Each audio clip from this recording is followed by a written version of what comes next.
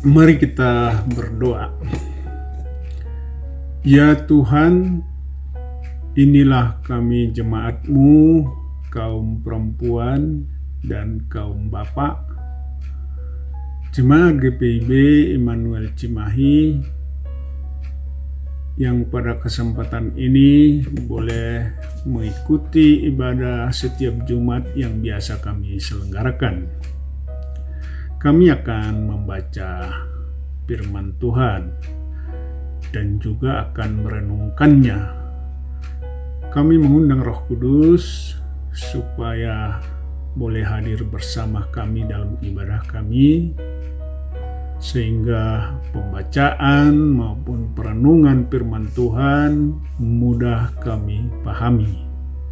Terima kasih untuk ini ya Tuhan, hadirlah bersama kami sehingga ibadah kami boleh kami persembahkan hanya ke dalam tangan Tuhan. Terima kasih, di dalam nama Yesus Kristus kami sudah berdoa. Amin. Ibu dan Bapak,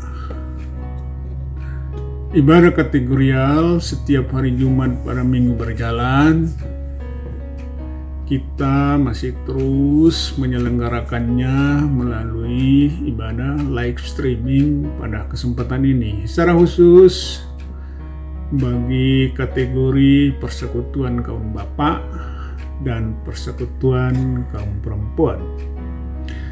Kami juga berterima kasih dan bersyukur kepada saudara-saudara kami yang juga ikut beribadah kesempatan ini, yang mengikutinya melalui live streaming yang sudah diselenggarakan pada kesempatan ini.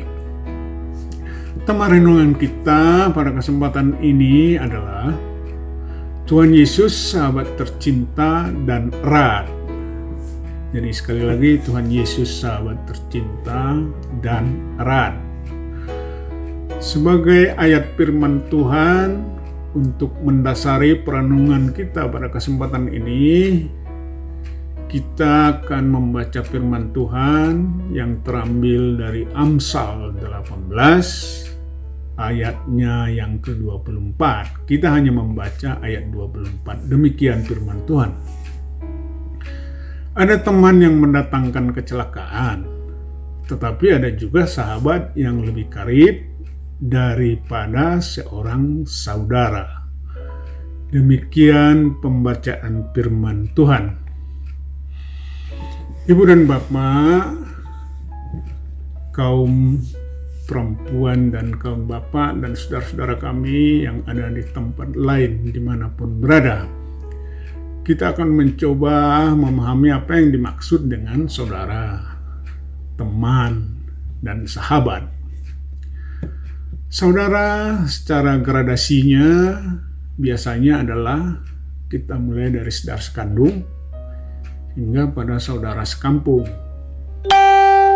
Sedang teman gradasinya bisa kita pahami teman sekampung hingga barangkali teman sekerja.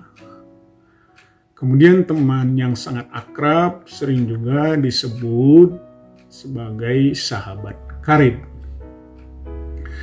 Saya pernah belajar di negara lain, misalnya di Jerman. Di sana ada istilah kameraden. Kameraden ini adalah istilah pertemanan antara remaja atau pemuda, biasanya di lingkungan sekolah, atau bisa dikatakan level remaja atau pemuda. Apa yang perlu kita lihat di sini dalam kameraden pertemanan ini, kualitasnya biasanya sangat baik ya. Misalnya pertemanan itu sangat tidak diragukan, sangat setia antara satu dan lainnya, sejawat, bahkan melampaui kadang-kadang batas-batas privasi. Bahkan kalau kita lihat memang ya agak sedikit berbeda dengan daerah kita, tapi itulah situasi mereka, keakraban dalam bentuk kameraden. kadang-kadang bisa juga melebihi kualitas hubungan dengan saudara sekandung. Seperti pada yang kami rasakan, misalnya pada masa umur senior kita pada kesempatan ini. Saya secara pribadi misalnya juga memiliki kelompok persahabatan atau pertemanan di lingkungan PKB, yaitu biasanya yang kami miliki adalah grup goes, bahkan barangkali pernah juga hiking dan kegiatan lainnya seperti misalnya grup dekor. Apa yang bisa kita rasakan pada perkumpulan ini biasanya sangat menyenangkan, penuh tolong-menolong, saling bercengkrama, dan bahkan kadang-kadang hampir lupa dengan saudara sekandung yang lain ketika berada di kelompok pertemanan ini. Bahkan dan saling melampiaskan perasaan dan seterusnya. Itulah pertemanan yang boleh juga disebut pertemanan akrab. Nah, pada konteks etnik atau sebut saja pada etnik orang Batak, tentu saja pada etnik lainnya juga ada, tapi saya lebih mengenalnya di etnik kami. Misalnya di kampung saya ada istilah itu, donok dongan partubuan, donohan dongan parhundul. Maksudnya kira-kira dekat saudara sekandung, lebih dekat dengan teman sedudukan. Maksud sedudukan di sini bisa misalnya tinggal dalam satu kompleks atau sedang bertemu dalam satu kumpulan, atau bisa juga pada perkumpulan-perkumpulan informal atau dalam kegiatan sosial misalnya.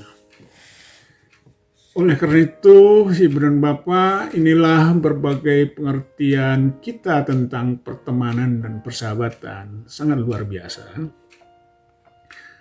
Kembali ke tema ayat renungan kita. Ayat kita tadi, ada teman yang mendatangkan kecelakaan.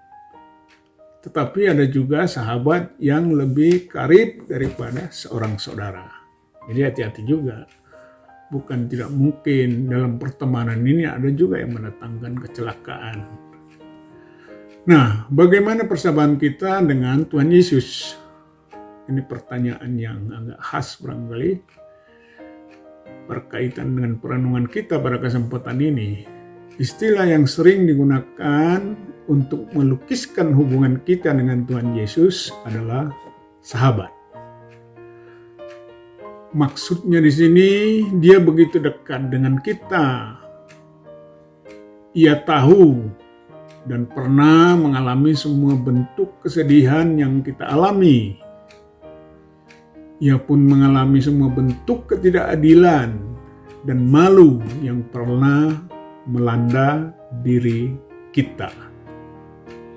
Tetapi ia dekat dan memberi kekuatan pada kita pada saat-saat sulit, agar kita memandang pergumulan sebagai tantangan yang harus dimenangkan.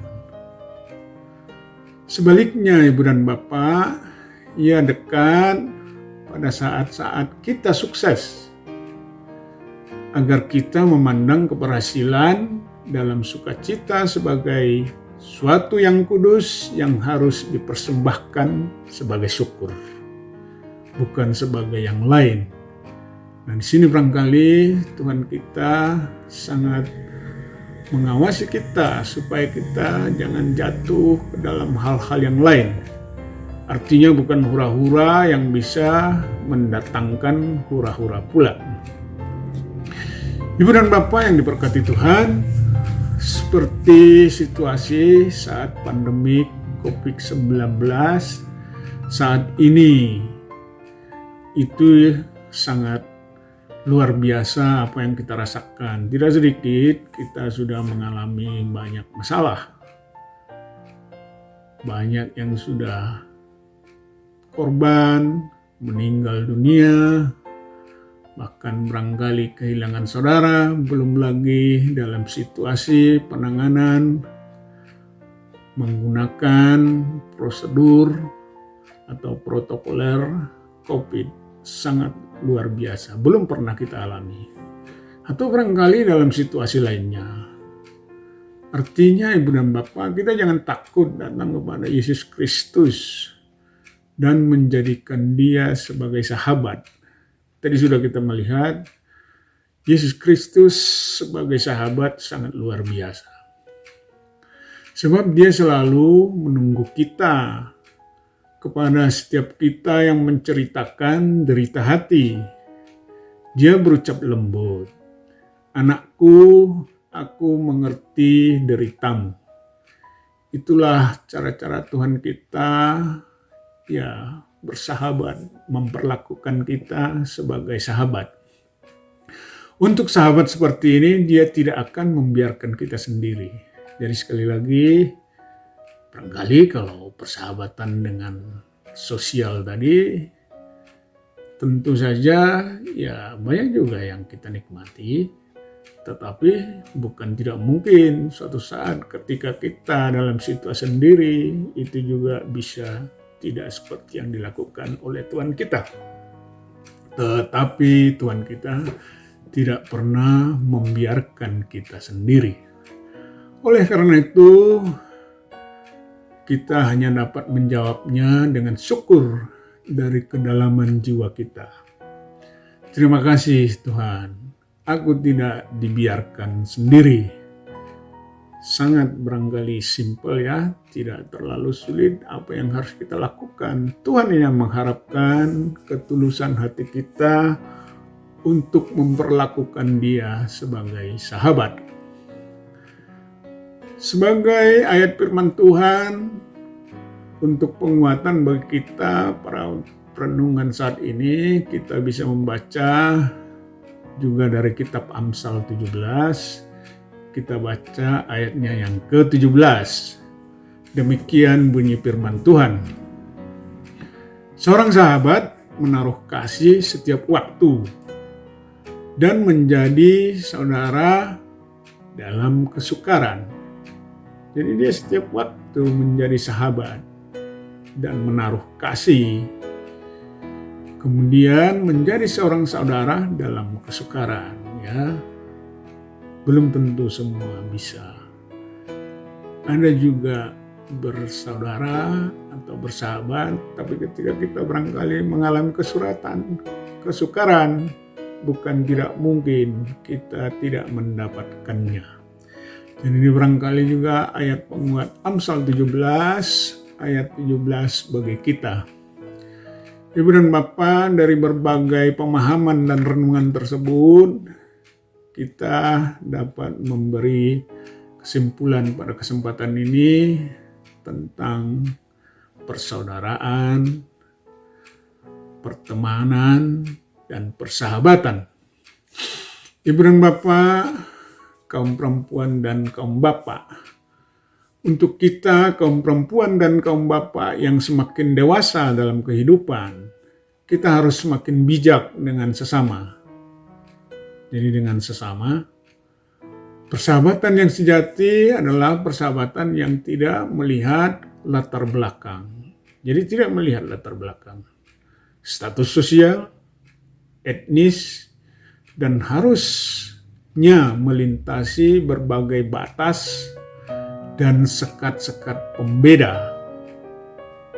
Sebagaimana yang dicontohkan Tuhan Yesus memperlakukan kita sebagai umatnya sekaligus sebagai sahabatnya.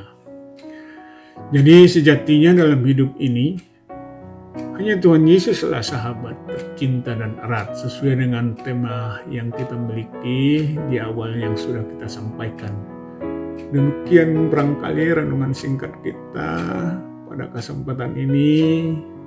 Terima kasih, Tuhan Yesus memberkati. Amin.